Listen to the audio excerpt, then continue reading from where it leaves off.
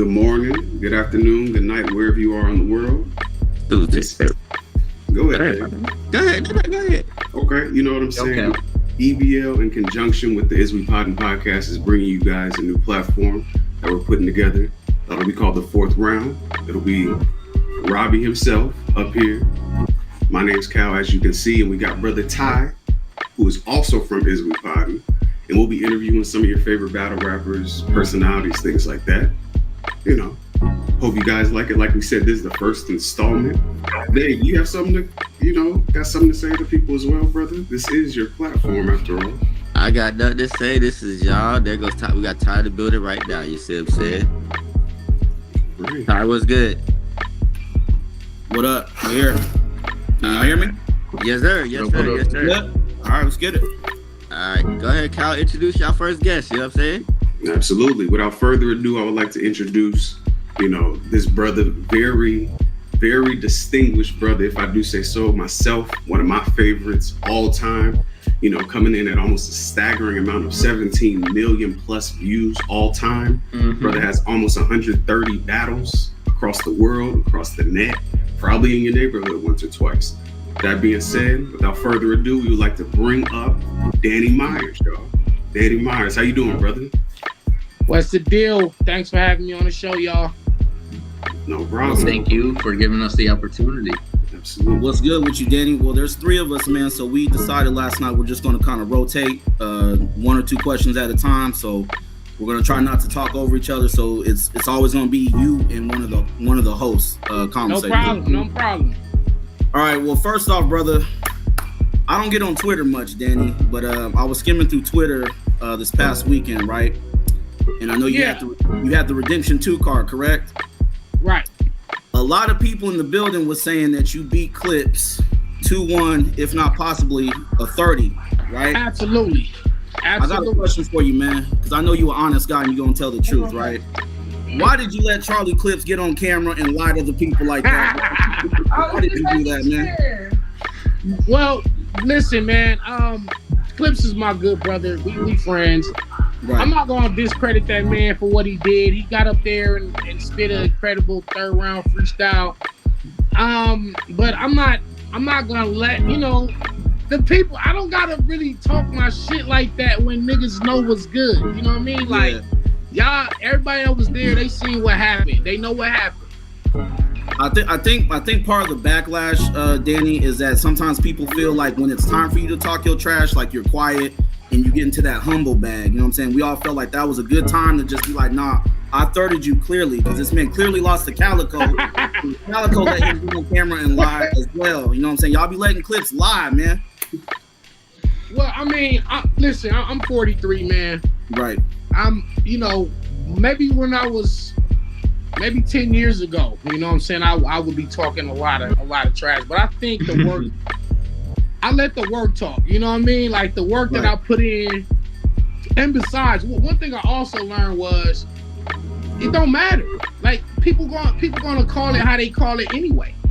You know what I'm saying? Yeah, I'm gonna let y'all call the battle. I think the battle's a dope battle. Again, we agreed that it wasn't quite a classic, but it was very good. It's good entertainment. He got the first round in the building. I said, now maybe not on camera. I got the second round clearly. Now the third round is where y'all call the battle, because my third round I was just wicked, line after line, bar after bar, punch after punch. Right. He decides to not have a third and just freestyle his entire third. He asked Smack for a theme. Smack said, yo, let's rap about some scary shit. So he put together a horror movie themed freestyle third round where he basically was trying to explain why Michael Myers is the most boring killer and all the other, like Chucky and Freddy, and why they were way doper than Myers. So I think it was dope, but I mean, if we being honest, man, we ain't gonna let him get away with none of that shit. It was a 30 ball. Is it because he's such a friendly guy? Yeah, he's definitely a friendly dude. We're friends, so it's like I'm not gonna badmouth a homeboy over the sake of to say I want to rap battle. Like it's really not that important. I feel like as long as both of us did what we were supposed to do, then whatever. You know what I mean? But I know I won. He know I won. So this is my I'm gonna say this is my third win over Clips. I told people, I said my style is the kryptonite to Charlie Clips. You know, some guy like niggas that got like, I ain't gonna say average bars, but niggas that like don't really champion lyricism like that, they're gonna lose the Clips every time because his stage presence, his charisma, the funny shit, all that kind of just, it overwhelms them when they're just trying to rap at his level. You're not gonna beat Clips at his game.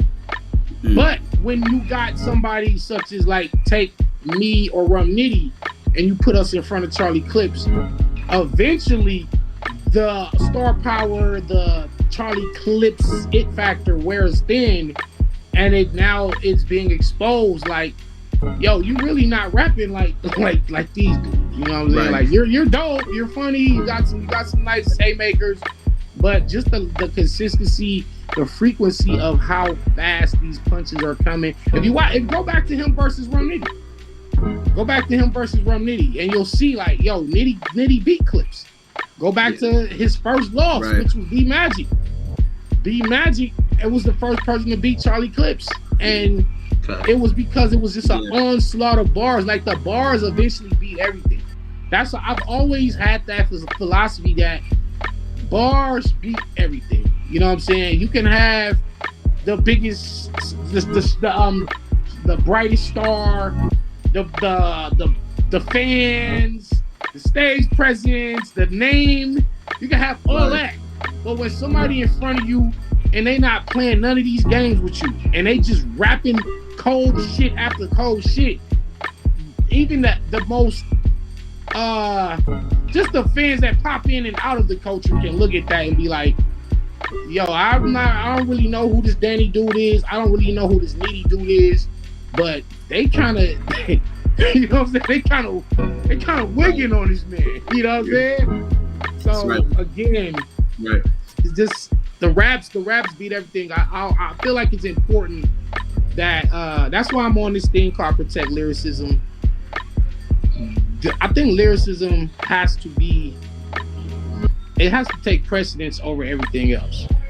I understand that this is an entertainment culture, right? You know, you got to have performance, because you can't just have a pen and then and that's all you got, because now nobody cares. Like, you're boring. That's what they call you. Yep. I remember when Chilla was first on the come up, and it was like, yeah, he nice, all he do is scheming, but he's boring.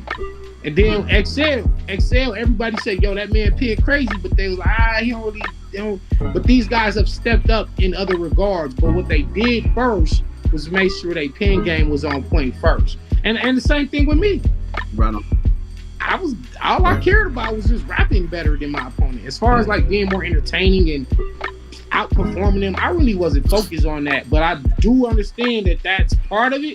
But the bars have to come first for me, because some people put performance over the bars. You know what I'm saying? They don't really care about what they writing. They figure like, as long as I can perform this shit and make it look away, this average shit gonna seem incredible on that stage the way I perform it, and it works for some people. You know what I'm saying? But I'm just not one of those type of guys. I can't even lie. Hitman is fire. I can't lie. Yeah, I think Hitman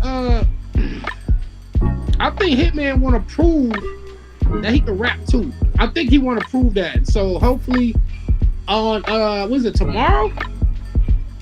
I think so. Yeah, I think tomorrow. Yeah, tomorrow. So hopefully tomorrow, Hitman just like shuts up all the naysayers and all the people that just doubt his pen or sleep on his pen. But yeah, like guys like that, they you think of performance first. Certain people where they're so electrifying, you really don't really, you know what I'm saying? You ain't really tripping on what they saying, just as long as they put that, you know what I mean, a special skill on it. So you'll have like I don't want to say, well, you can say Briz Rothstein, you can say Dot, Hitman, to a degree, Rex and Surf. Like these, I mean, I think Surf cares more about the pen than the rest of them. But some guys were just so electrifying. Shit, man, they don't really be too focused on what they actually saying. Just it's about what y'all know the saying. It's not what you say, it's how you say it. How you say it, yeah. And I feel like you one of your recent battles that we saw, you handled somebody very, very disrespectfully, who is a person who is great at saying, I guess, common or average things very well in an exciting manner. That's being Tay-Rock. Tay-Rock, I went back, I watched you and his battle, and then I got curious because I went back a little before that because I saw Tay-Rock's kind of promo leading up to it, him kind of being disrespectful, kind of writing you off. Right. And I went back and I saw your proving ground with Mark Minor. And the irony of it, parallel universe.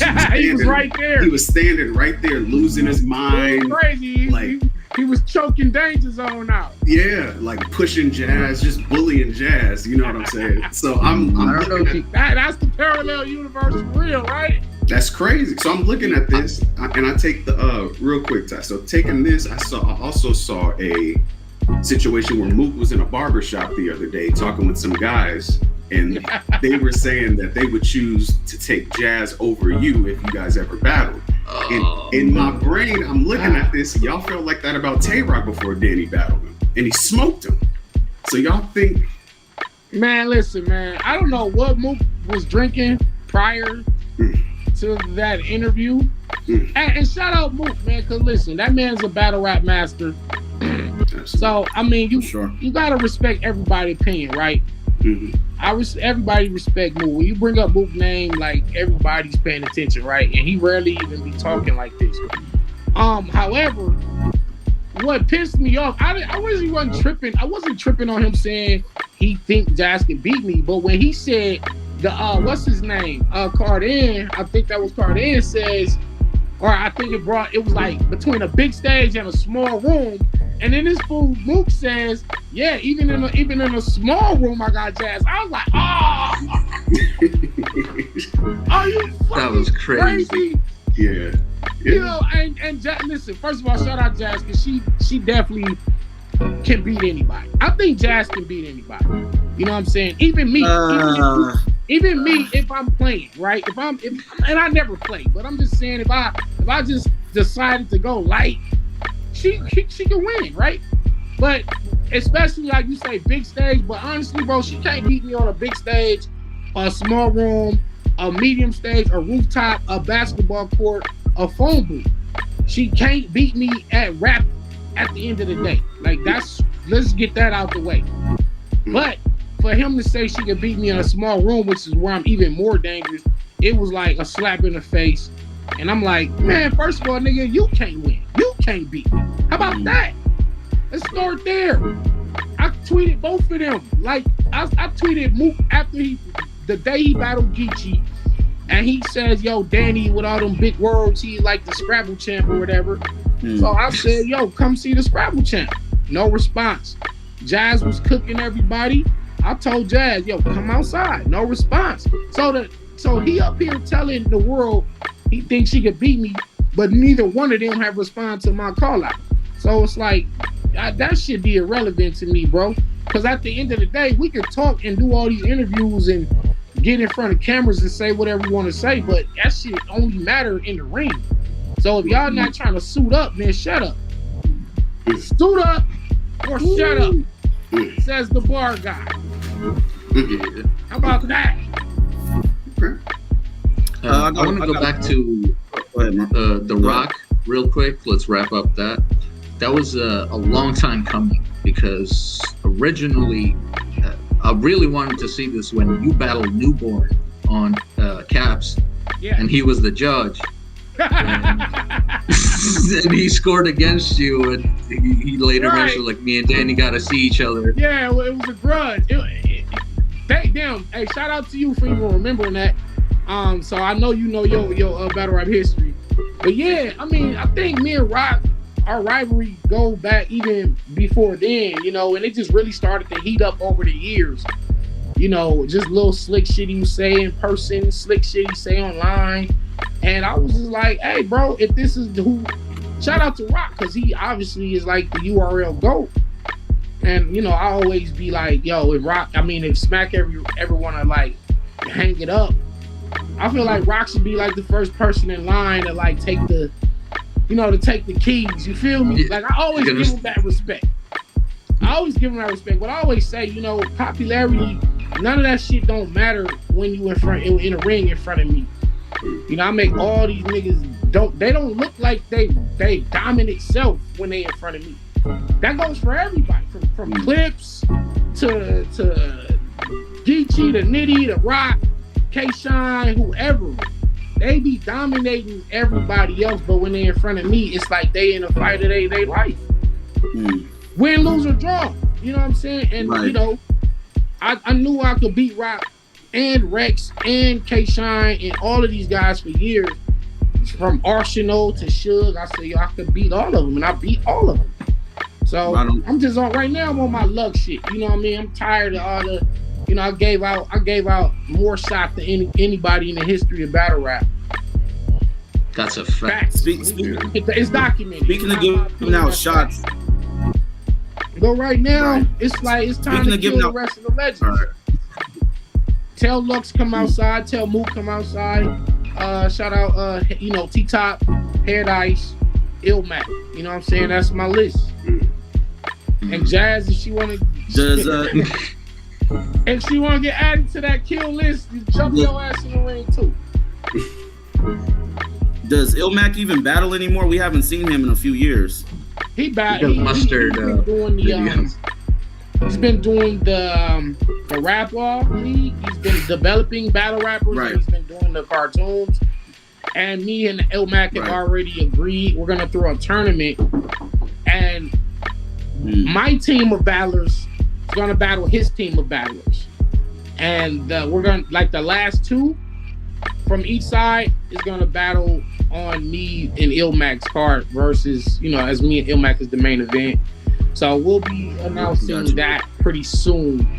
Wow. But yeah, that's a dope Illmac concept. is still around, and he's amazing. That's all I can say about that man. That's all I can say about Illmac. Illmac is in my top 10 for sure, man. Now, Danny, you had mentioned something about giving people shots, right?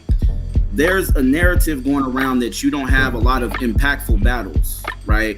Now, my counter argument to that would be that you've given a lot of big star shots like B-Dot, Geechee Gotti. You know what I'm saying? I feel like when a lot of these up and comers battle you, it's almost like a rites of passage, right? It's like you passing the torch or opening the door for you, for them. My bad. Battling Rex in New York was a big deal. In your opinion, Danny, what are your 3 or 4 most impactful battles? I think me and B-Dot and me and B-Dot, me and Rum Nitty the first time. Even me and Disaster. I think I got a lot of them actually, but I think those off the top of the head, those would be it, because me and Nitty kind of changed. We revolutionized the way punches are written, and just kind of two nobodies that just came out of nowhere and just created a classic battle that rarely happens. We saw that with JC and Chilla. It rarely happens. Me and P-Dot, I think that was monumental for just the West Coast. And I think, I saw angry fans say, outside of Lux versus Hollow, during that time, that was the best battle we ever seen. And for him and Jay Black to be, blogging about that battle, that was monumental. And I mean, Disaster, that's my first million view battle. And so for me, that impacted a lot just for me personally. Yeah. And when people say I don't have, let me clear that up real quick. I gotta talk my shit sometimes. I be humble, but it's hard to be humble when you raised in the jungle. So, nigga, I'm the nigga that opened the fucking door for the West Coast. Let's start there. I always tell people that. I'm the one that did the first proving grounds from somebody from Los Angeles. Hasn't been done before. I kicked open the door.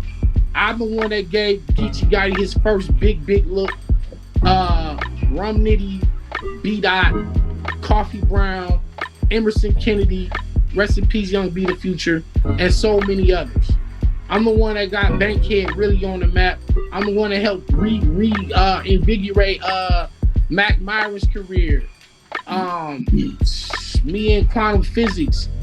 Like niggas that wasn't even really getting looks, Danny Myers came outside and just kind of gave their career a boost. You know what I'm saying? Yeah. So even when people was trying to write off B Magic, that's why I wrote that third round for B Magic. It was like, I'm gonna dedicate my third round to you and the history that you have laid in this culture. And that all that and you know, he's been back since. He's been back. He ain't all the way back to the top, but he's been that put him on the right track. You know, me battling Lil Slap, opening up doors for now. You see like I said, T-Rex battled Fury Montana, and then Bill Collector came and battled Lil Slap after that. That was again like breaking, like just starting a trend. Then when you say my battles don't have impact, well, I'm talking about everybody from Clips to Cassidy to Jazz the Rapper to everybody else has done a parallel universe. This, you know, I don't really see somebody else like other battlers that have had that amount of impact throughout their career, where you got, you know, celebrities, and then MC Hammer is retweeting the Hammer Time bar. When you say impact, what more can somebody do? I don't know what else can, you know what I'm saying? I think it's a narrative, Danny, because a lot of times that you're not the headliner and it's not like a big battle that everyone's looking forward to. I think that's the narrative. You kind of like have these impact. It's kind of like under the surface type of things. Like you really got to kind of dig through the crates to kind of, you know what I'm saying? But check this out. Every time I'm on a card, it's battle of the night. Me and Jay Two was just battle of the night. Me and Charlie Clips was just battle of the night. Shout out to Jay Moore. Me and Jay Moore was just battle of the night. Every time Caffeine got me on a card or URL got something going on, even if I'm not the headline, I'll be one of the most anticipated battles of the card. Period. It don't be like, here's another Danny Myers. I don't care. I skipped that one. It's like that be the one everybody leave the building talking about. So it's weird because I might not be the star that, let's say Rock, Geechee, Surf. I'm not the star because I never got in this to be a star. I just got in this to be the best. So I don't carry myself like a star. You know what I mean? Right. Like that's whatever you do in your life, it kind of reflects like everywhere else, right? So if I don't consider myself like this battle rap star, then nobody else is gonna look at you like that either. But again, I just got in this to be the best. Now, when you ask around, like, yo, who are like the top 10 battle rappers active right now, my name always come up in the top 10 in the world. In the world, Craig. Right. So when it comes to that, like your skill set kind of outweighing and like taking precedent or like more importance than like the whole stardom, do you feel slighted when these things like Champion of the Year roll around and Twitter happens and people are kind of influenced by the narratives that have been painted the whole year? And does that impact you in a way to where it's like, I'm going to kill the next person? Because it looks like you take every time there's something that happens, you get slighted. Right. I just saw you beat up, what was the young man's name? You killed that boy Archduke. I don't know Archduke. Archduke, yeah. Oh my God. You just sent that boy to hell. You see what I'm saying? So, you know, how does that fuel you? No, you're correct. You're correct. You guys know your shit. I like you dudes. Pause. But you guys know your shit. I like talking with people that know they shit. You feel me? Like, y'all ain't just some old random poo butts. Like, y'all know y'all shit, man. So, yes. Do I feel slighted? You know, I definitely feel slighted because even if you want to put me at number 2 or number 3 under Rum Nitty, I'm fine with that, even though I felt like I should have won it. Shout out to Nitty though, but you know, I'm not mad that Nitty won it. So it was a bittersweet thing. It's like, oh, Well, I didn't get it, but my man got it. So hey, I'm fine with that. But to put me at number 8 it was super disrespectful. It was super disrespectful. How in the world do you put me at under Tay-Rock? First of all, Rock gets number 2. Me and Rock go head to head. I beat Rock, and then I battle tougher competition that same year. He battled Vixen, Swamp, Stumbles, Snake Eyes, Ryder, Swervo. Then I took on Sharon, Prestavia, B Magic, Fonz, None, Right. J400, Active, Clone. I'm talking about monsters, right? So I took on tougher fights and I beat him, but I'm under him. It's like, where's the reasoning for this? Like, let's figure this out. Like, this is where popularity in politics just kind of take precedence over like actual skill set, material. Because like I said, when the champion dropped their criteria, I checked all the boxes. I had moments. Like I said, MC Hammer himself was tweeting out the Hammer Time guard. I did the Black Man is God rebuttal versus None, jump off the stage. Right. Started that train. Now everybody's jumping on stages. A lot of shit, when I do it, is corny. But motherfuckers take that shit. When I first got in, I'm like, I'm screaming. Right. Now you see Fonz doing it. Now you see Torque doing it. Now that shit was corny. It's catching on, Yeah. But I'm a trendsetter. I don't follow trends. I set the trend. I jump off stages. Now you see this guy jumping off the stages. So yeah, I was slighted. I was slighted every year, and it does give you that. Yeah, all right, they playing with me. They fucking playing with my name. All right, I just gotta take it out on whoever next. All right, I got. It seems like they hold like one little mistake battle like they way too much. Yeah, what they'll do is they'll take the frack battle and say, well, Danny choke first frack. And it's like, okay, well, my response to that is, prior to me and Frack battling, none of y'all was doing prediction blogs on that card. None of y'all can even name, I'm talking about without Googling, the two other battles that was on that card. So it was like, it was an exhibition card, and I'm not trying to downplay what Ilmac was doing, but what he was doing was, I want to debut this cartoon, and just, for the sake of doing that, I want to just throw some battles on it.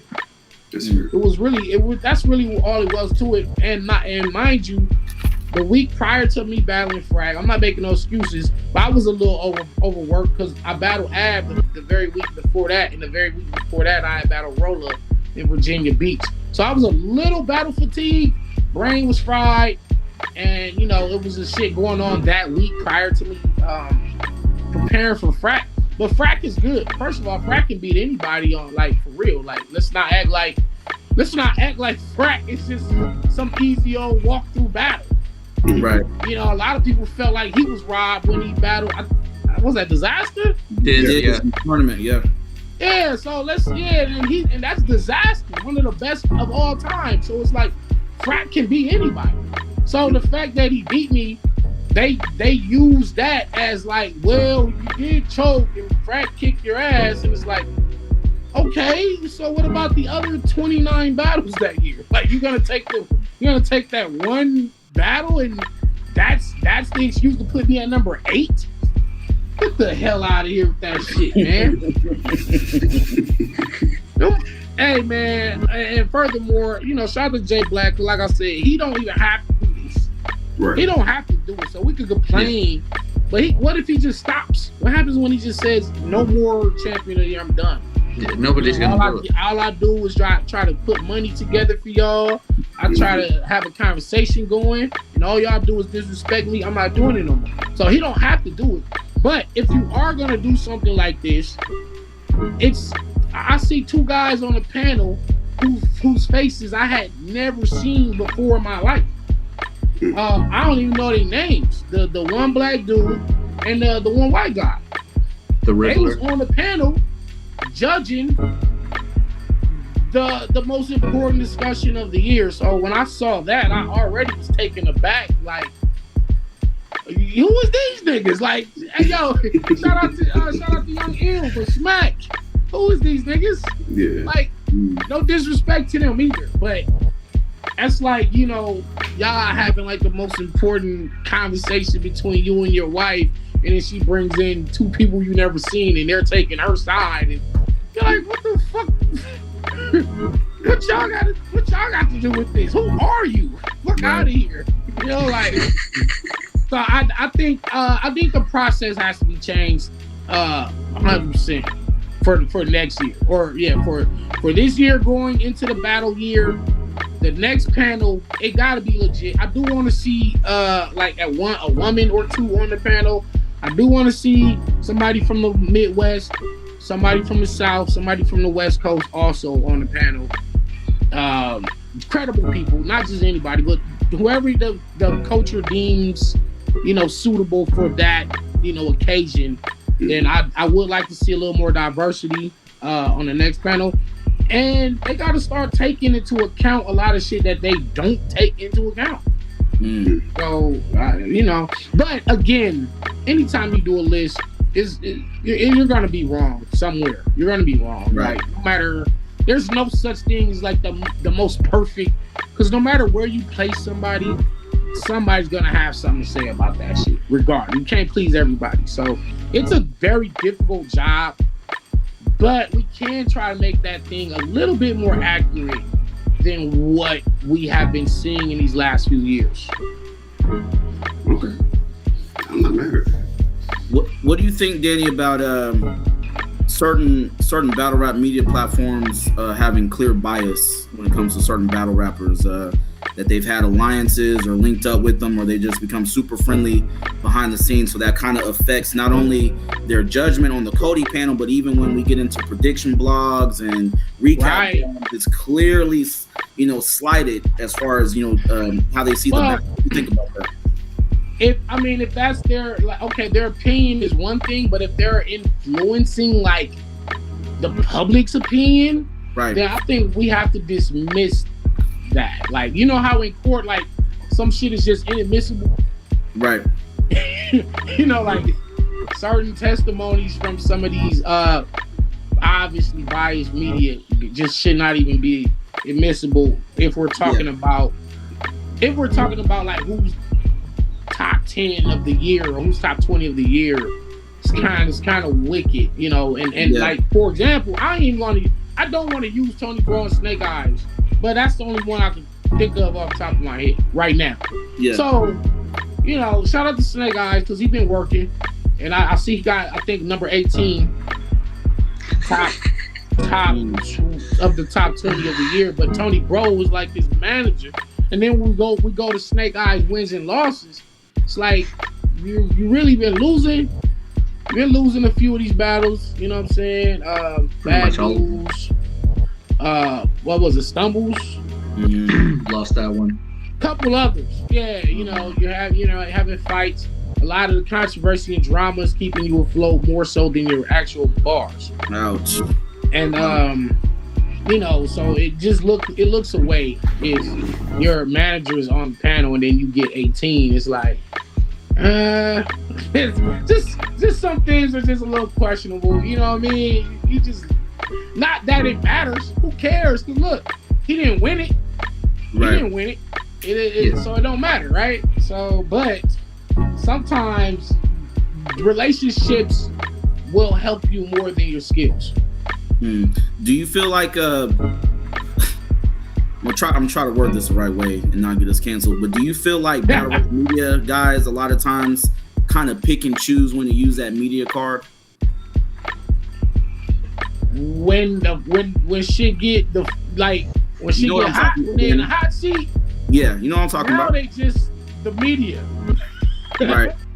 When things is all good, it's like, no, I'm a super insider and I know everything I'm talking about. Right. But when it's like, when motherfucker back against the wall, then the media card go, hey, I'm just reporting the news. Right, you exactly. Yeah, right. They do that shit. A few of them do. Notable ones too, right? You know what I'm saying? I don't want to name no names right now. I mean, Yeah, me neither, bro. It's our first episode, Danny. Yeah, come right. on. Yeah, that's Cool, what man. I'm saying. Like, I'm just coming to kick it. I ain't coming to start no controversy or no drama. But Right. I mean, it's nothing. It's not like it's a secret. We all see the shit, so it ain't like it's just I'm saying it. You know what I mean? Oh, Danny Myers is being messy, or I'm just. We gotta state the facts. Somebody gotta keep it real around here. That's fair. Because if we don't, this thing turns into something other than a culture of bars and lyricists. It starts to become like fucking Real Housewives or some shit like WWE. that. Yeah, we can't let it turn into that. Because I mean, it has been turned into a clown show for the last few years. I'm just one of the few that's still on the crusade of keeping this thing as authentic as possible. So I did have, because this is an interview, we could talk battle rap all day. All three of us are really adept in that, as far as like knowing the history. I can tell. Yeah, so we do have a couple more battle rap questions, but just giving you a heads up, we're gonna ask you a couple other things, more like personal things, your preferences. Yeah, for sure. So I was watching one of your recent interviews as well, to where you were talking about they brought up the situation where you have a Lux lyric tatted on you, to where it's bury me with my integrity. Yeah, absolutely. And you said that was pretty like profound and that held weight to you. Yes. And with that being said, like you're still looking to battle him, have him on your hit list and things like that. But it kind of popped in my mind because I'm also very astute when it comes to hip hop history, and I remember that LL Cool J and Cannabis feud situation that went back and forth, and then let me get that mic off your arm, da da da da. Like, do you feel like you may have accidentally unlocked an angle when it comes to that if you do that on women? That can't win him the battle. That can't win Lux the battle. Okay. You need raps, bro. There's nothing wrong with because I'm a fan first. Yeah. I'm a fan first. Busy B, Kumo D, LL Cool J, Shan. I'm a second generation battle rapper. Right after Shan, KRS-One them, here comes Danny Myers. Right. Like, so I've been a fan of this shit since its inception, right? Mm-hmm. I think Lux was like the first battle rapper that I thought was crazy. To me, it was the Midwest Miles battle, and then the 106 in Park Run, and I'm like, yo, and then watching his freestyles, I'm like, okay, to me, he's the best one. Yeah. I like DNA, I like Math, I like Dago Diablo, shout out Lex and I battle. But Lux was the first one that I really was like, yeah. And then I saw my man Daylight versus Philly Swain and a few other battles Daylight had done. I'm like, damn, he from the West. Damn, he like 20 minutes from where I grew up. Like, okay, he from Watts. I'm like, so, wow. So these were the guys that I'm like, I didn't pattern myself after none of them, but I'm just saying like the guys that I respected in terms of the pen. Mm-hmm. So it's okay to be a fan of somebody. You just cause you respect somebody or you're a fan of them, don't mean that they automatically can fuck you up. You know what I'm saying? Like, that's true. You'll have Kobe Bryant watching Jordan, and then now it's debated if did Kobe actually surpass Jordan in overall skill sets and big moments. It's still, between LeBron, Kobe, and Jordan, it's always who was the GOAT? Mm-hmm. Even if you got Jordan or if you got LeBron, Kobe is in the goddamn conversation. Yeah. And he started off by being a fan. He's in the conversation of, is he better than Jordan? You know what I'm saying? So I could view me and Lux as that same thing. Okay. And Lux, every time he see me, he's like, yo, Danny, yo, you one of us. I see it, bro. You cut from that cloth. And I'm sitting there like, hey, that's dope coming from you, but nigga, I was doing this for you. Was doing this. You just had the platform first. You You know what I mean? I was rapping before you and Mook. Okay. I had seen somewhere. I had seen somewhere, Danny, that you had spent some time in New York when you was younger, and you was running around with guys like Shells, like early 2000s, right? Shells, one of the questions I have for you. Okay. Luck, shout out Rough Rider. Yeah. Shout out to them. Shout out to Rough Rider. So one of the questions I have for you. Huh? You so excited, man. You're so passionate about everything. I'm just trying to let you rock out, bro. But I had a question for you, man. In your opinion, what are like some of the differences and the similarities you've seen in the West Coast hip hop scene, in the New York hip hop scene? Not just battle rap, but just hip hop in general. So like on the West Coast, you know, you have Farside and Freestyle Fellowship and all them guys, right? So could you tell us some of the differences that you've seen in the hip hop? Damn, man, what was the difference between West Coast lyricism, East Coast lyricism? Because I learned,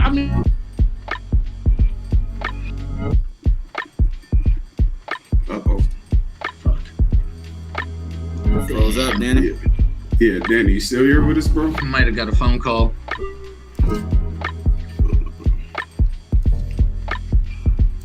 Hold on, my fault. I blended my style out of both coasts. Okay.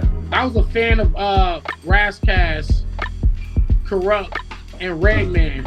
Really heavy in the 90s. Okay. And, you know, I think the West Coast was kind of more laid back, but there were still some writers. You know, Safir and Dale, Ice Cube, of course. Right. You know, They're cousins, man. Souls of Mischief. Yeah. So then I'm listening to Das Effects. I'm listening to Smooth the Hustler, Trigger the Gambler, Cannabis. And it's like the East Coast, it was more of a raw lyricism. It was more of a raw feel, a raw gutter feel. I feel like I couldn't get that feel unless I went out there. And I moved out there in 2000 strictly to battle rap and to meet other battle hungry MCs. And that's when I wound up running into Shells in Times Square, SAS from London, Lady Luck, Dragon, Papoose, Mr. What was that? Fiend or Servo? Mr. Servo. One of them from No Limit was out there as well. And so I made my name throughout the battle rap circuit out there, and they was trying to line me up with Jay Mills back then. Back then, I moved to Detroit. I wound up battling Swan.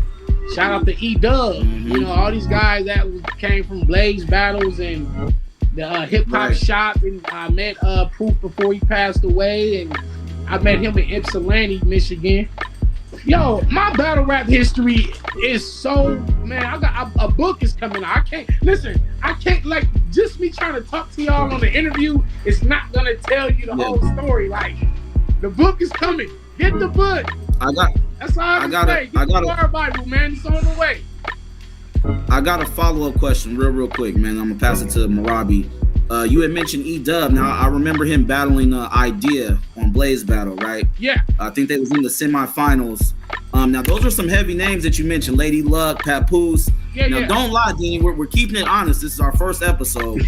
What was your record with all the names, man, that you just named? What was your record? I beat Lady Luck. I beat Dragon. I beat Papoose. And I can tell you this, he rapped a song called I Spit Your Head Off. I told him this when I just seen him in LA with Remy Ma. He didn't even remember. And then when I spit the song for him, he was like, oh shit. Like, so it was like, yeah, you had to have been there, because how else would you have known it? 199 Stag Walk, Williamsburg Projects, Brooklyn. How would I was there. I was on the bench. And he was walking up with his crew, and I told him I just heard him on Cool G Rap album. So it was, I don't know if it was an album or a mixtape, but yeah, just did a song with Cool G, and he was shocked that his music was like way in LA. he was shocked that people had even heard of him in LA. And we wound up battling. Right. I lost to Swan. I do feel I was robbed though. That was at the Lush. We battled at, there was this hip hop. I don't even know if they still have it, but it's called the Lush in Detroit. Y'all can do your research. And Swan beat me. I lost that one for sure. Me and Shells it was 50-50 because we battled like every day. So, you know, some days I'd win, some days he'd win. And we became really close after that. SAS, I don't think I didn't battle Mega Man or Mayhem because it was the two brothers from London, but we ciphered a lot. So, yeah, I lost a couple battles in Detroit actually, man. I lost some money matches in Detroit. Damn. You know, but I had a cool ass record, man. I was known like before YouTube, before all these leagues. My name was good, bro. That's why I be trying to tell these dudes like I didn't really start from a league, bro. I really came from the street corners of LA and went to New York with that shit. Went to Louisville, Kentucky with it, Miami, Detroit, and I was known. I went by Madness and Raw Footage back then as well. I didn't go by my real name. That's tough. Rabi? Yeah, I was gonna go back to Champion for a little bit. I was just gonna ask you. I'm sure there's some kind of competitiveness between you, Nitty, and Geechee, and now Nitty won Champion. Geechee's obviously got 3, right? He got 3. So and he got does 1. it bug you that do you feel like you need one to really like have something to say to them when it comes to ranking in the West? You know, the way they do it, shit, I ain't gonna never give one the way they do it. You know what I mean? The system is flawed. Shout out Tom Cruise. I remember Minority Report when they try to have the precogs and they would predict like the future. And I remember Tom Cruise and them saying like the system is flawed. I never forgot that line. But yeah, you know, the way the system is set up, shit, man. Ines or Gwitty gonna fuck around and win it this year. Let them niggas keep judging. Jesus. Oh, Shout out to Ines and Gwitty, man. Shout out to Ines. Ines been killing it. I'm on the way, nigga. Nah, but I don't think I need one, man. You know, they always say, you know what, Danny, man, you're the champion of the culture. You're not champion of the year. Like the streets got you. You know what I mean? Like people know the real. You know what I mean? Like I be one of those guys that get snubbed for the Oscar and shit. I might be like Sean Penn or shout out to Adam. Was that Adam Sandler? No, was that Adam Sandler? One of them niggas got. Who was in Uncut Gems? Yeah, that was Adam Sandler. They didn't even nominate him for that. So you know, I know how that shit go. That's fair. But I will say, I'm proud of what my brothers Geechee and Rabi have been able to do and get recognized for their skill set. Because again, I always tell people, it never was all about Danny Myers. It was always about me opening the doors for the West Coast and getting us as respected. Because I remember just watching me smack DVDs and seeing Rex and all these guys go crazy. And there was no West Coast representation. And I'm like, damn, man, only if... Because we had dudes back then. Shout out Compton AD and my man Noise and all those guys from our generation. But anyway, we had skilled lyricists that could compete on these fight clubs and compete on, you know, all the tournaments that they was doing on the East Coast, the Blaze battles. We just didn't have no West Coast people that do it because a lot of times that shit just wasn't out this way. It wasn't no representation. So my thing was, let me get in and open the doors for the rest of these guys. And if they can get on, then I'm fine. That's all I want. So I don't never have to win one because they won. The West Coast got. You see that as a win for you too. Think about it. The West Coast has 4 of the 6 belts. Yeah. Not 3 out of 6. 4 of the 6. That's power. And damn near could have won at the time the other 2. Like when O-Red first won it, I was up for it. When Chilla won it, I was up for it.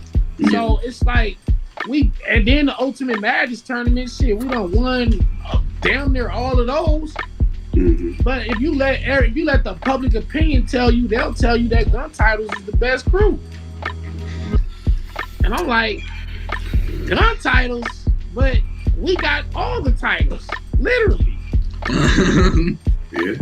You know, my goal has really been accomplished, honestly. I could never battle another day and be satisfied with my career. The fact that Geechee got 3 belts, Mitty got 1, it's cool. So, you know, I definitely, if they give it to me this year, they do. I know I'm going to put in the work.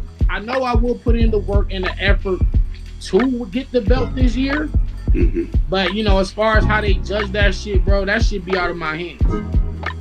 That's fair. That's fair. So as we kind of, you know, start to transition a little bit, you talked a little bit about you splicing your style from both East Coast and West Coast, kind of talked about how different it was, but kind of similar. As we see in battle rap, it kind of took the West Coast a little bit longer to actually get the recognition and the praise and admiration for the work that they were putting in, and that kind of was very similar to how the hip hop industry was. To where it took a lot of time for brothers to start like accepting the West Coast. With that being said, however, I have to ask you, what region has the best rappers? If you have the West Coast, the North, you know what I'm saying, the South, who has the best rappers in your opinion? All right, hold on. I want to be fair. So you're saying what region has the best rappers? Yes, the best. In hip hop or battle rap? I would say, because I can't in all good faith ask you about battle rap, because you're gonna say the West, Danny. I know the people you gonna list. So it would be more so like in hip hop itself, right? Like through the hip, yeah. How would you cut that up? Hip hop. Oh man, let me see. Oh man, I mean, Crooked Eye is my favorite rapper. Okay. After that, Nas is my second favorite. Okay. I mean, but then you got Kendrick over here on the West. Come on, man. But then you got J. Cole. I mean, damn, is North Carolina the South or that's the East? We argue about that all the time. Don't worry.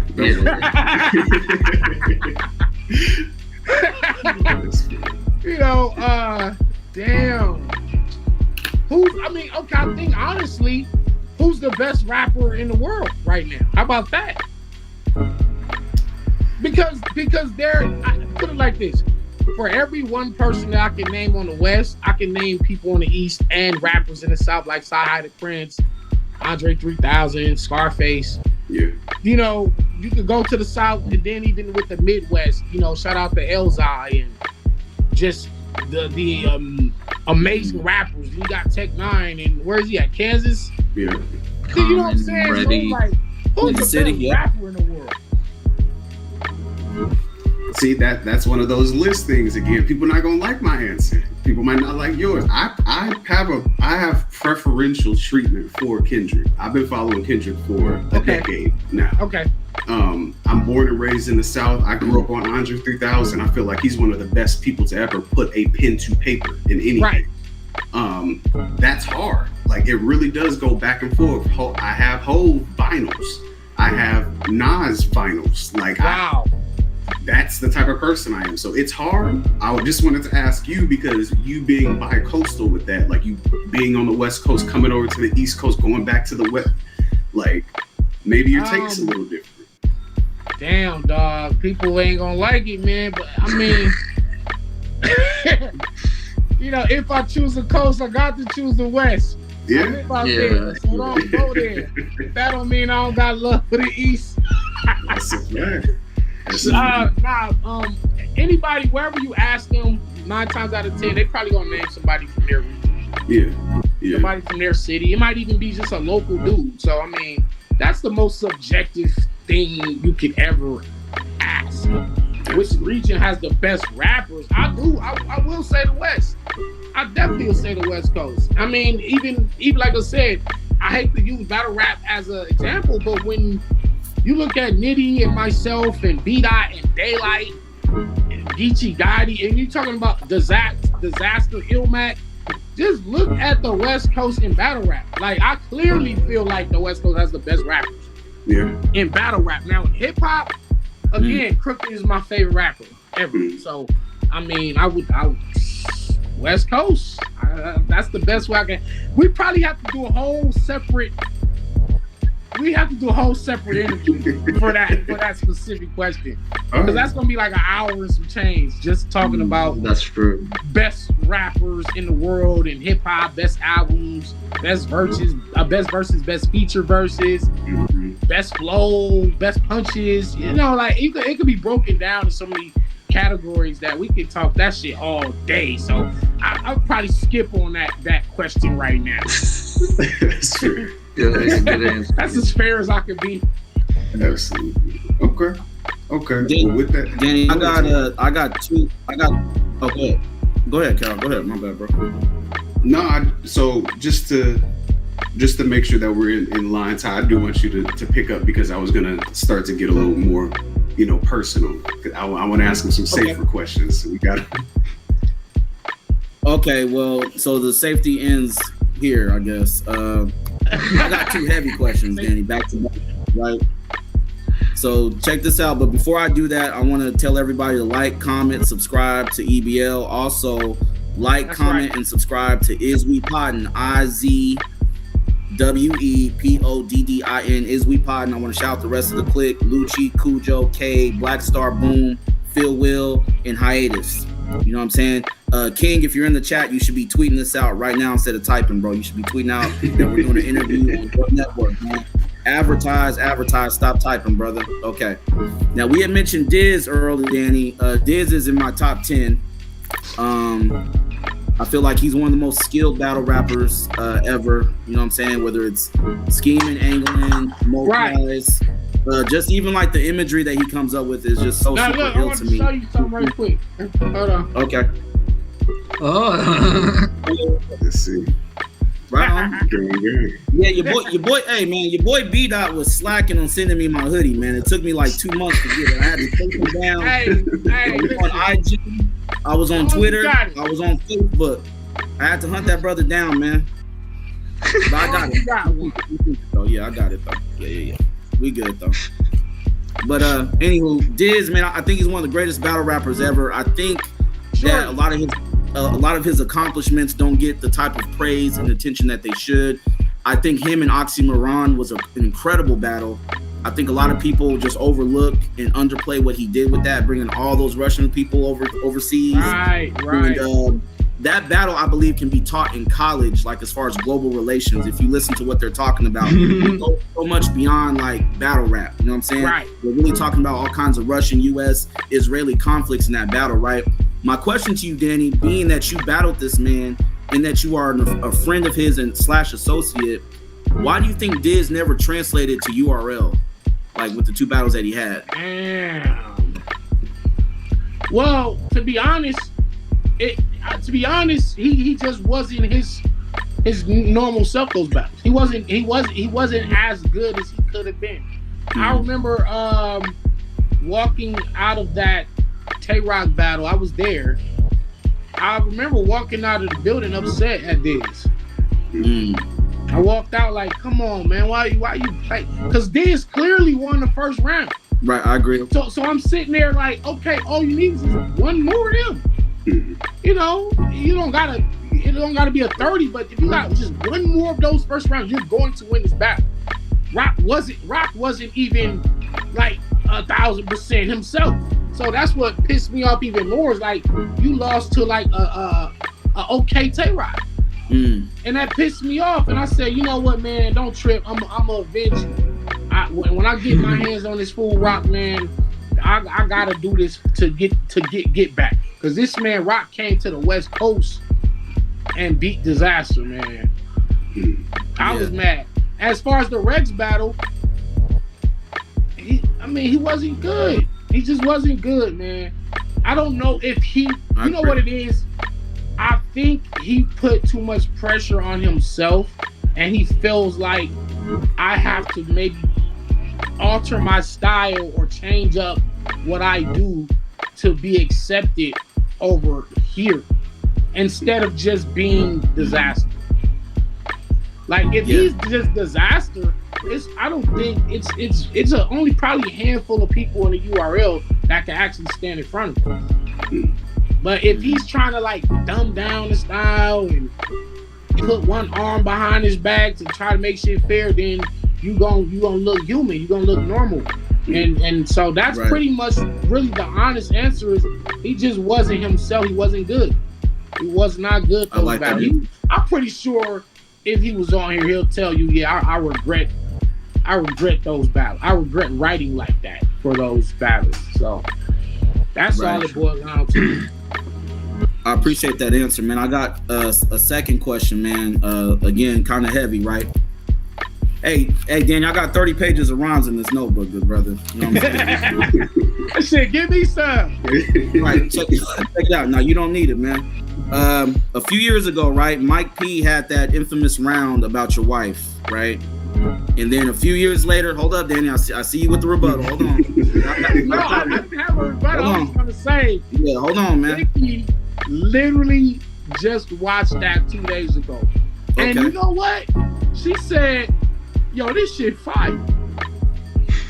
She wasn't even mad or nothing. Right. She refused to watch that shit when it first dropped because people was calling her and texting her. Her phone was blowing up. She was furious. Mm-hmm. She refused to watch it. She finally watched it 2 days ago.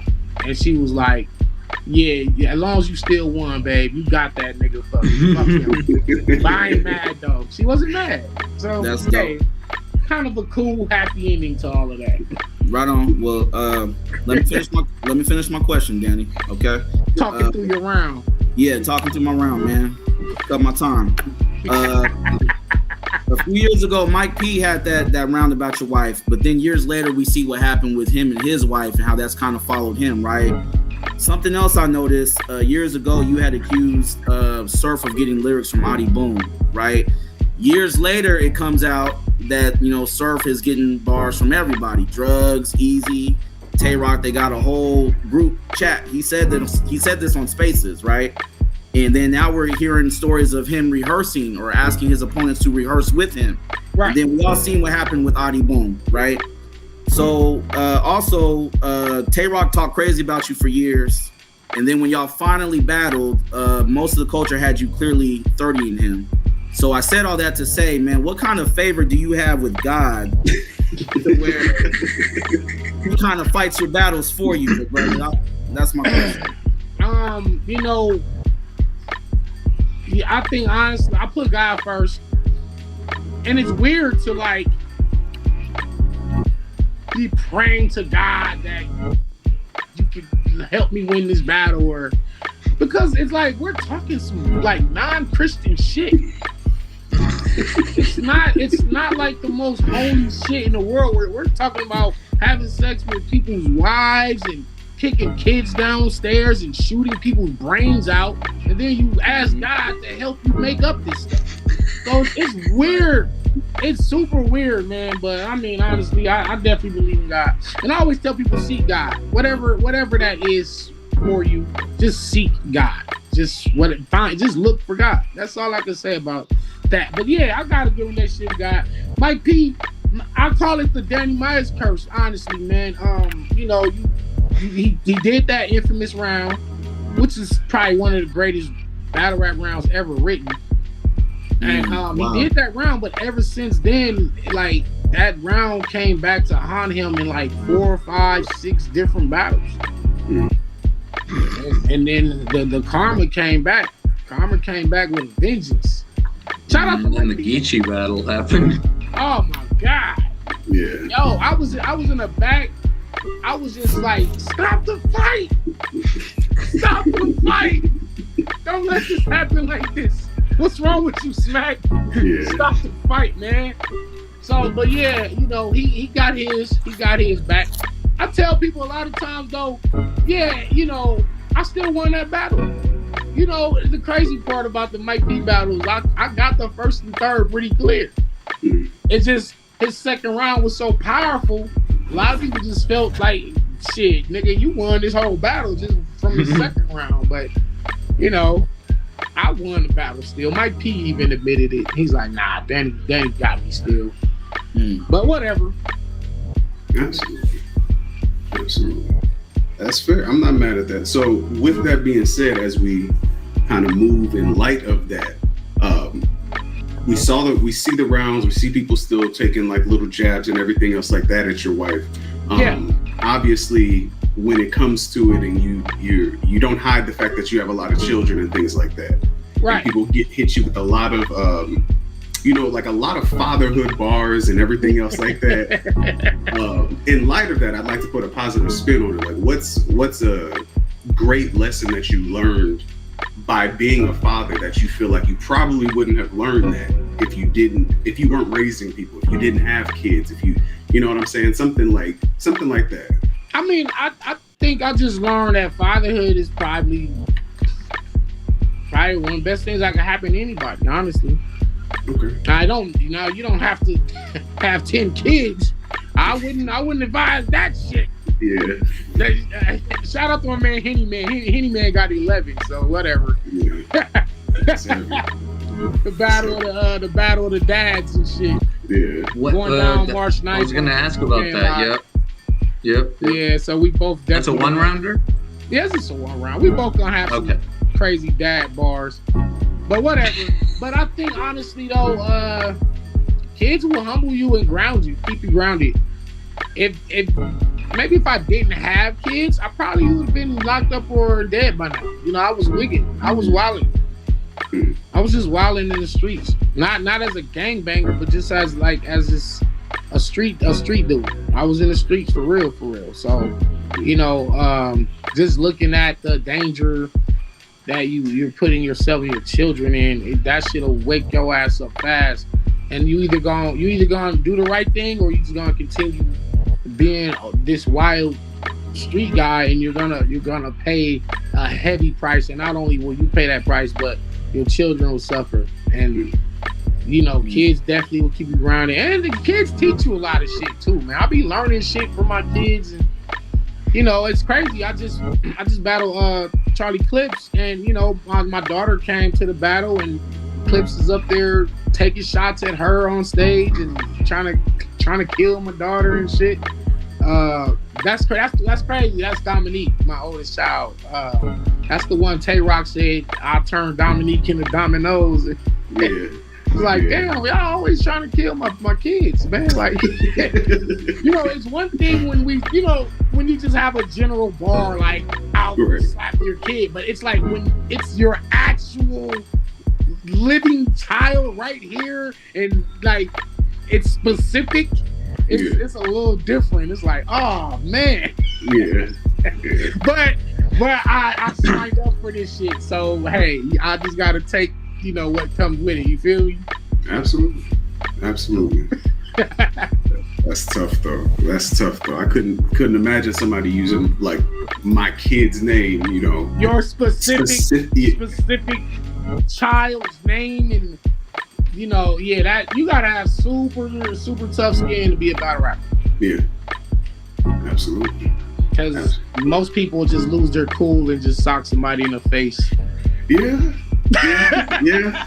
We've seen that Sometimes before. I look at battles and it's just like, how are you not at least doing something? Like, it's crazy. Right. I think you gotta just put your mind in an entirely different realm, and just say, you know, this is just an act. This is like a movie script. That's all it is. It's not real. You know. But whatever. I mean, that's the price of the game. That, like, I think that's why people watch battle rap, because it's almost like you can vicariously put yourself in the rapper's shoes, and you kind of like, what would I do if I'm that person? Like, luckily it's not you, but you can, like, from the safety of your home, watch a battle from your phone or your TV or whatever, your computer, and just see the pressure that we be under, and imagine how would you deal with that scenario? Absolutely. And I think that's the intrigue of watching battles for real. Yeah. If there's ever a budget for this, you know those ref cams they put on boxing and UFC? I want to see that. Like, I want to see what it looks like. Right. Yeah. You know, it's crazy because I was like, yo, why not film like I don't know, with a GoPro or something? Mm-hmm. Yeah, like the viewer could see from what the battler's perspective exactly what's happening in front of them, around them. That'll be dope. You know what I mean? I might shoot an event like that. That's tough. I might throw me and Avocado get together and do something like that, like first person view battle rap event or some shit. Yeah. That'd be fire. Indeed. Danny, you want a heavy question? Light question. Heavy shit, man. Heavy question. Game. Okay, cool. He rolled up his we know that there's a lot. Hold on, let's throw my sleeve up there. Yeah. Get with it, man. Level up. Yeah. We know there's a lot of gun bars in battle rap, right? And a lot of times it's like very over the top, right? Like we've seen guys like have intimate conversations with their hand, like looking at their hand like this. Right? The gun conversation. Right. I named it Shaniqua. You know what I'm saying? Like they do all that stuff, right? I got a question for you, man. I'm gonna drop some facts on you. There's been 82 mass shootings in the USA this year so far. There was 647 mass shootings in 2022 last year. We still have countries like Sudan, Syria, Afghanistan, and the Congo use child soldiers. They are trained as young as the age of 10 or 11 to use assault rifles and shoot people on sight. The gang-related gun violence in Chicago and California is through the roof. According to a study in 2020, Black children are 6 times more than likely to be shot to death by the police than white kids. Hispanic children are 3 times more likely to be shot by the police than white kids. So my question to you, Danny, is what is Danny Meyer's views on the reality of guns and the reality of gun violence versus the make-believe stuff that we hear in battle rap?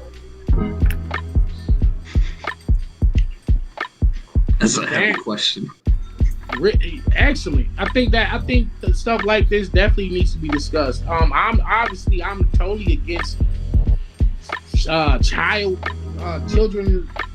being taught to murder, and it's one thing to defend yourself, but to be to go on the offense, to be offensive with guns in terms of just like going to grocery stores and churches and shooting up churches and all these mass shootings and innocent children in Chicago just sleeping in their beds, catching a stray bullet through the window or the wall, murdered, and like it's sickening. And I'm just like, and then when we talk about gun control, it's like gun control is not necessarily the answer in terms of now what do you do? You make it stricter to get a gun, because a lot of these guns are not even the legal joints that are being fired. Right? It's a lot of ghost guns on the street, a lot of serial numbers scratched off, throwaways. So, you know, when if you think that's the answer, then it's really not. It's not. I'm a gun owner, but it's for protection. You don't see Danny Myers in the news. Oh, Danny went and shot up this hood. You know what I'm saying? Like, no, you'll see. Somebody came into Danny Myers' house if Danny bust their fucking head open, protecting his kids, and that's really what guns are for at the end of the day. And the violence is despicable from all the major cities where you'll have Chicago, Baltimore, Philly, Los Angeles, New York City, Memphis, Louisville, Kentucky, Gary, Indiana, Detroit. Damn, look, I know all the spots, right? Yeah. Milwaukee, anywhere where it's a bunch of black people, it's sad. It's like But again, it's mindset. It's the music too. I do want to. It's a lack of fathers in the home. It's not one thing. It's a myriad of multiple things, right? Problems, right? Why this is like this? Talk about the economy. You know, it's tough out here. It's tough. Used to be able to go like to the grocery store, spend $100 and get a bunch of stuff. Now y'all notice when you go to the grocery store and spend $100, you got like 6 things. Yeah, it's like a day's worth of food. What the hell? I got some bread, some eggs, a pack of chicken, a juice, and a case of water. $75. So just the economic crisis and inflation, a lot of stuff we're going through now is directly attributing to violence. Then, of course, the flow of drugs into these cities, control of the drug flow, the money flow, blocks, neighborhoods, jealousy.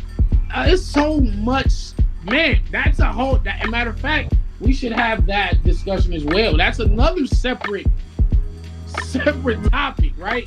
But I do think the battle rappers really be rapping just what they grew up with, what they know, the music they're listening to, their friends being shot. A lot of them have shot and been shot, went to jail, prison. So a lot of them are just speaking their reality, if not their reality, their homeboy reality. Ask Geechee Gotti, he'll tell you all about it. You know what I'm saying? Like, yeah. If he don't even, he got his own testimonies. But then, you know, but because of the lifestyle he's chosen, or the lifestyle that he was just born with, it's like he got a lot of more stories. Same thing with True Foe and a lot of these guys that are talking that street realism. That's them taking their reality and making art out of it and being able to make money from their art, thus being able to change their environment and change their mindsets and to give their children a chance at a better life. And so that's kind of like the give and take with it. The beauty is being able to take the negative and turn that into a positive. So where you see like Geechee doing toy drives and you know, turkey giveaways and all this stuff comes from him being able to make money from making art out of his reality. Right. You know, even myself. So it's like, damn, it's a bittersweet thing. You know what I mean? It's messed up. It's messed up for real. Yeah. I got a lighter question for you. There's a scene in the Matrix, the first Matrix, where Neo realizes he's the one, right? And it shows his vision. He sees everything in numbers, right? Right. Danny, tell us, what is it like to think and see things in bars? The real shit, bro. Everything. This is why I said I'm a bar guy, bro, because I could just be watching a movie or having a conversation with somebody and I see a bar out of it. Literally, like I see a bar in this movie scene right here. Oh, you just said that about the government, or you said that about your sneakers. I can make a bar out of that. And I literally dream bars. Like I'll be in my sleep and I'll be seeing two people battling, and I'll wake up and write down the bars that I heard or that I can remember, and then I use them in my battles. And I'll be like, damn, did I just steal somebody's bars? No, them niggas was in my dreams, so it's my bars. So it's like, I don't care if I didn't make the shit up. Nigga, it's mine now. Shit, you was in my dream. So yeah, I honestly do see bars in everything.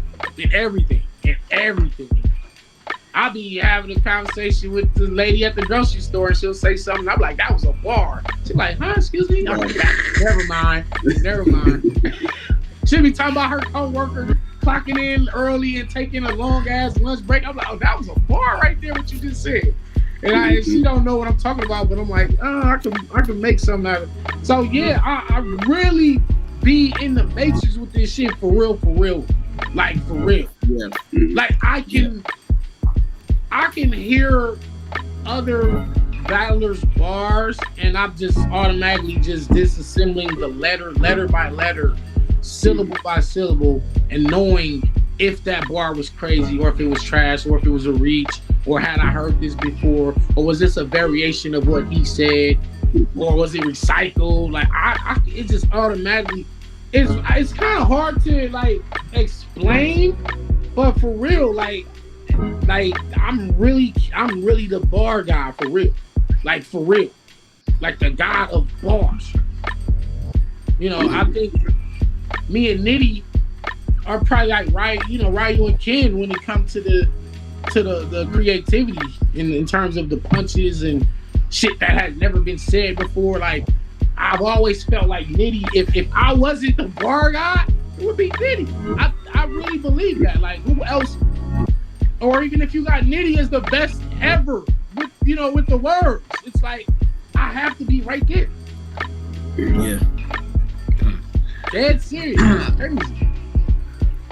I got a question for Danny. Shout out to our boy Hiatus. He wanted to ask you, what are some rock bands you listen to? Because you have some bars with referencing some rock bands and different battles. So what are some ones? 30 Seconds from Mars, man. What's my man that they sing the Bleeding? Five Finger Death Punch. Yeah, look. Yeah, my cousin Matthew put me up on these rock bands and shit, man. Red Hot Chili Peppers, a lot of the grunge bands from Seattle area. I've been doing this shit for a long time. For real. Yeah, that's fair. I'm not mad at that. So with that, it's nothing right. And it was almost like a stigma of if you're black, then like if you're listening to rock, like you're a fucking weirdo. Or you're some cornball or some shit. But it's like it's okay to have to like different shit. You know what I'm saying? Like it was at one point probably weird if you were a black person and you're into art or you're into bird watching or things of that nature. It's like if you're black, you're automatically stuck to like hip hop, basketball, football, or crime. You know what I'm saying? Or selling dope. That's your that's your box. You know what I mean? Anything outside of that, you're fucking corny. And a lot of even anime. If you black and you like anime, you're a nerd. They also these negative connotations that come attached when you are black and you listen to rock music. Oh, you like art? Wait, you go fishing? Black niggas don't fish? Like what? Who told you that? Like we gotta stop this shit. You know what I'm saying? We gotta stop that shit. That's fair. I'm not mad. So I do have this will be my last question for you, Danny. I remember a while ago, probably a couple years ago or so, you started essentially a series on your own YouTube channel where you were like speaking about movies and things like that, kind of more so in the horror realm sometimes. So I wanted to get your top 3 favorite movie genres, like for you. Genres. Well, sci-fi would be first. Okay. Sci-fi would be first because my 2 favorite movies are like Contact with Jodie Foster, Matthew McConaughey, and then you got Interstellar, Classic. Another Matthew McConaughey movie, by the way, with Chris Nolan. So yeah, sci-fi is number 1. Horror. I like the. You know what though? The horror genre fell off. Shit ain't really original or scary no more. Not since Hereditary. Yeah. I think that was like the last like real horror classic for real. Shit fell off, man. But I do like movies like The Town. Any like bank robbery movie or assassin movie. That the action genre fell off too, man. For real. Like shout out to Tom Cruise and Keanu Reeves though. They really been keeping that shit alive. Like Tom Cruise is probably the fucking GOAT when it comes to that. I know growing up in the 80s, it was Arnold Schwarzenegger and Sylvester Stallone. Mm. and what's his name with the long hair? Van Damme. Steven Seagal. Yeah. Seagal and Van Damme. Yeah, Van Damme's my guy. Van Damme's my favorite. Johnson, by the way. Them was the 5 like action movie gods of the 80s. You would never think that they would lose the crown, but then Tom Cruise been doing this shit since the fucking 80s and is into about to be 60 years old and he's still doing crazy shit. So that's that Scientology 60. He's the GOAT, and then you got Keanu Reeves, who, with the Matrix and the John Wick shit, Speed. Like Keanu's on his heels, but so I do feel like the action genre fell off. But I don't know what you would call it, crime thrillers. So it would be sci-fi, horror, crime thrillers. Those are my favorite 3 for sure. I'm actually gonna be doing some movie trivia. I don't know if I'm gonna do it tonight or maybe Monday night. I'll be live on my YouTube channel and I'll be giving away the golf 12s, the ones that they try to say they try to say they was fake because the thing is people hadn't seen them before, so they just didn't know. They didn't know what they was, so they just like, oh, this nigga got a fake ass nigga got Tiger Woods on the tongue of the shoe, not Jordan. That automatically fake, not knowing it was a collaboration. So I'm gonna be giving those away free to whoever wins the movie trivia. So if y'all can tune in, subscribe to the channel. By the way, well, Danny, we're narrowing it down to the last few minutes. I got 3 real quick questions back to back, man. If you don't mind, just some real quick answers. I would not be myself if I did not ask this question, bro. Actually, both of these questions, right? All right. Shout out to Surf, right? We know his situation. I send prayers up to that man and his daughter, right? Absolutely. You were this close to battling him before his situation. Yeah, that was. Had he stayed free, what would have happened on that stage between you and him after you seen what happened to your boy JC? Surf would have got 30. He, God bless that man. If he, get out of his situation, you know what I mean? He's still getting 30. It ain't gonna be no sympathy like, oh, you're home. It's none of that shit is popping off. He's still getting 30. Because, listen, y'all know how I am in rivalry battles. Mm-hmm. Me and Rex, me and Shine, me and Tay-Rock. Certain battles where it's like a real situation there or a beef or rivalry, whatever you want to call it, I 30 these fools every time. So he's getting 30. Because we was doing like an EFB versus Gun Titles card, right? That's and we was gonna do it December. So unfortunately, with his situation, that threw everything. It just kind of threw that out the window, or just on hold pending, whatever the outcome of his situation. Yeah. Watching the Surf JC joint kind of made me think that EFB isn't really friends like that with each other. Like, how did y'all let JC get up there with that Amiri hoodie like that and pop lock in the middle of his round? Like, how did y'all allow that? The pop locking was fire. He just should have pulled it off different. Look, man, I didn't know. First of all, I didn't know he was gonna wear the Amiri. Was it a hoodie or a sweater? Yeah. It was a hoodie. I didn't know he was gonna wear it. And that was just an example of Surf being a Jedi mind control master. Like I said, Surf dresses very well. It's always fresh. So that kind of got into like JC's psyche, because normally JC will come in there with a hoodie, some baggy jeans. He was trying too hard that night. This time, we trying to have on these shades and it was the tournament money. I got a new attitude. Yeah.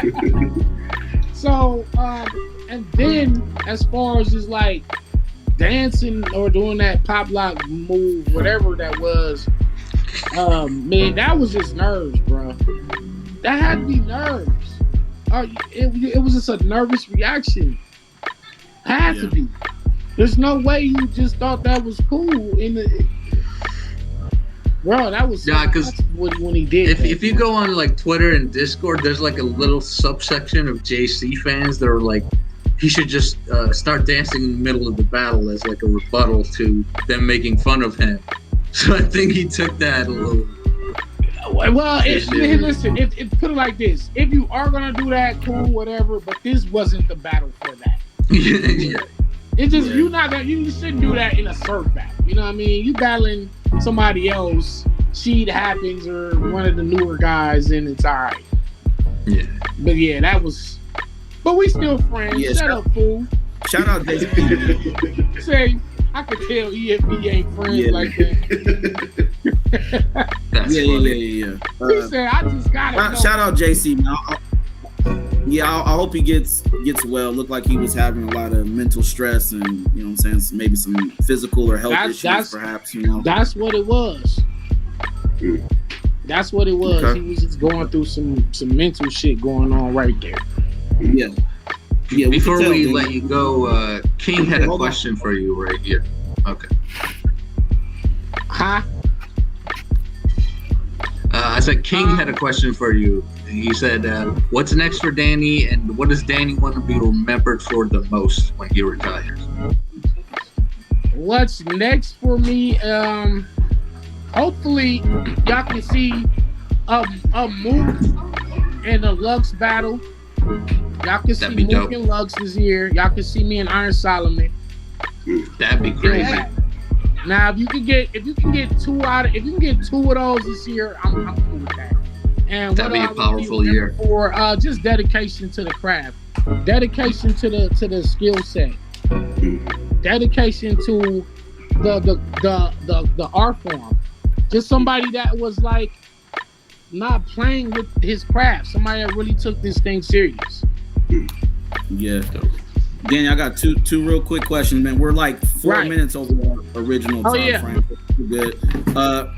Real quick, because you've been so honest this whole interview, right? Just real quick, yes or no. We don't need no names. Let me show you guys Vicky. Say hi, because y'all was talking about her.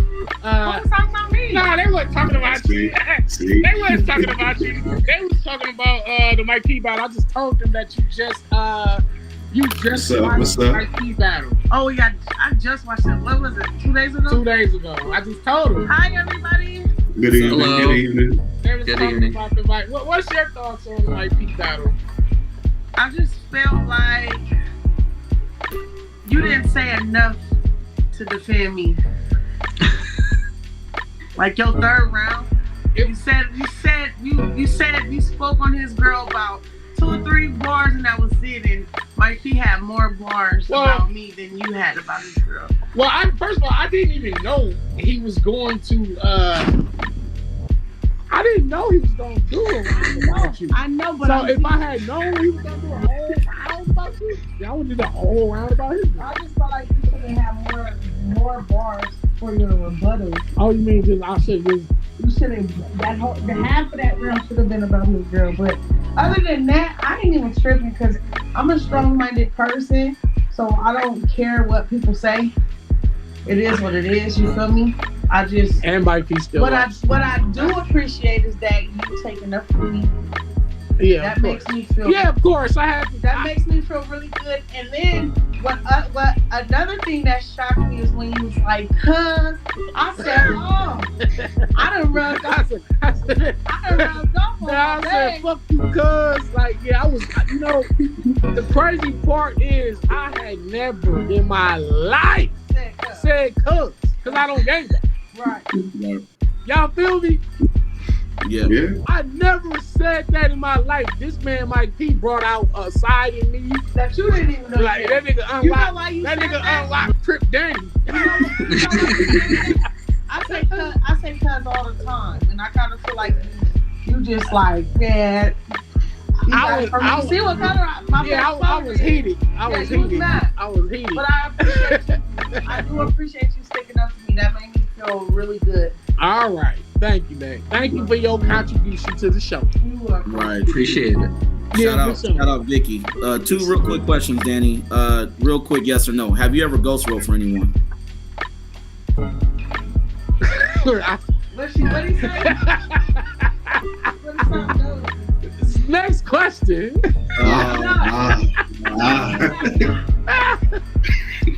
Okay. Last question, man. If they was to make a battle rap history book, right? I'm gonna name you 4 names, and I want you to very briefly tell me what you think that their legacy is when this is all said and done. Okay. Go back through the history books. I'm gonna give you 4 names, okay? Just real quick and like no more than 3 sentences for each person, all right? All right. First name is Eric Beasley. Ball headed. No, I'm just joking. No, that man has him and the company have provided a lot of brothers and sisters opportunities to make a living. Okay. Honest dude. Shark. We see that. Shark, because these guys are like they're some of the coolest people that you ever meet, but they play hardball. Yeah. They play hardball. Yeah. Talk about being successful and maintaining a business. I know that's more than 3 sentences, but You're good. That's dope. Eric Beasley and them, they play for keeps, man. Right. Second name is Supernatural. Let me see. You got Breeze Everflowing, Tyrant, Idea, Juice. Then you got Breeze, Brother Ali too. He's got to be in the top 5 greatest freestylers ever. I want to say trendsetter. Okay. He had to be because a lot of people was looking up to this man. Damn. Well, okay. Legend. Yeah, definitely a legend, bro. Definitely a legend. I gotta say legend. Shout out Supernat. Third name, Reed Dallas. Pillar. Just put Pillar. Dope. Yeah, for the Philly scene, for the whole. He introduced that raw, gritty rap, that raw street rap, for real. Right on. You felt that shit when he was rapping. Not saying that I didn't feel it when Rex and a few others was rapping that street shit, but you can always tell, and even to this day. And then when I met him, I seen it was real. Like, oh yeah, he really do this. Shout out to Rambo. Yeah. Shout out to Rambo Reed. I got 2 more names. Yeah, he gotta be a pillar of the scene though. Has to be. Right. Every time I'm in Philly, 2 more names. Like, I'm going 40 bars. 40 bars. Dead woman. Look at his face. Shout out to 40 bars. Incredible writer. Beautiful soul inside and out. She's a beautiful woman inside and out for real. Yeah, just lyricist, straight up lyricist, man. She really holds that pen in high regard. So I salute her for that. Last name, Danny. Pat Stay. Damn, dog. On some real shit, bro. It's really, there are no words. I don't have, there are no words that can describe that man. Because when you say larger than life, when you can say friend, you talking about beautiful soul, right? None of those are good enough for me, man. Wow. Now damn, indescribable. Okay. That's really the one word, man. It's really it, man. Cause no matter what you say, you're missing out 100 other things. Yeah. That you can say about Pat Stay. Yeah. Well, Danny, no words for him, man. Yeah, Pat Stay was ill, man. He was dope. He was super dope, man. Well, Danny, this is of our interview, bro. We want to thank you for pulling up. We want to give you your flowers, man. We just shout you out for always being original, always being outside, not backing down, not ducking no smoke. I was watching on YouTube recently, Danny, like the past year. I seen my boy Cannabis pop up a lot on these different podcasts, right? Like he was on Nim's podcast a couple weeks ago, and now he's on Math Hoffa this week, right? Funny thing about that is, you know, he kind of got blackballed and dismissed by the industry, but people are kind of going back now and rediscovering and remembering what he did in the late 90s and all the trend setting that he did and how ferocious he was as an MC. And I feel like that's kind of you, Danny. Like, you don't get the credit right now, but when it's all said and done and when this book is written, brothers is going to go back through the archives and dig through the crates, man, and they're going to be like, Danny was one of them. You know what I'm saying? I agree 100%. I've always said that they're not gonna understand what I do, what I did, or what I am doing until I'm not doing it no more. So you know, yeah. But Cannabis, damn, that man was so ferocious. We could do a whole other episode just on him alone. We could do that, man. We could do that. Yeah, you and Ty can. Yeah, we gotta discuss his best verses. Greatest feature verse he ever did. Talk about from Beast from the East. Him and Redman. Yep. Desperados with AZ and them. The DJ Nature. No, that was Nature, right? Nature. Yeah. DJ Clue freestyle. Christ. Yeah. Oh my God. Crazy. That man Cannabis. Jesus Christ. But yeah. Salute to y'all, because again, I like discussions with people that are knowledgeable about what they're talking about. Rather than just motherfuckers just randomly just like, hey, so what was, you know, how was this battle? Who's the, you know, y'all really know y'all shit. So salute to y'all. Hey, Danny, before you go, would you do us a favor? Would you retweet this episode on your Twitter for us? Just tweet. Yeah, just tag me in a tweet and I'll retweet. I got you. Appreciate you, good brother. Appreciate it. Take care, man. Have a great day, man. Thank you. Salute, y'all. I'll be back on here. We got more shit to talk about. That's a fact. Definitely. All right.